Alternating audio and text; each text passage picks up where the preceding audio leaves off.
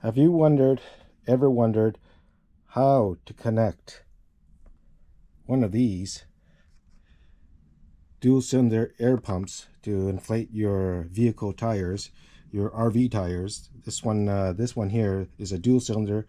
It inflates very quickly a tire, and it goes up to 120 psi. And this is what it comes with. It screws onto your Schrader valve.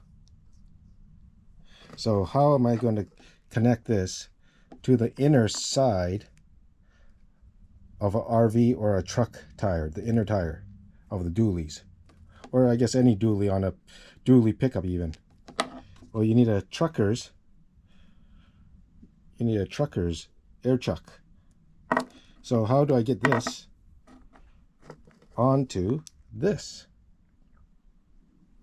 Well, go to Amazon or any, I guess, hardware store, or buy yourself a little kit that has all the supplies. Quick coupler. Buy yourself a Schrader to 1/4 inch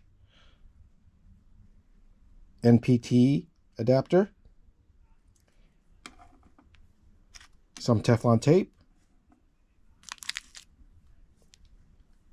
and attach all the bits together. I've attached all the bits together.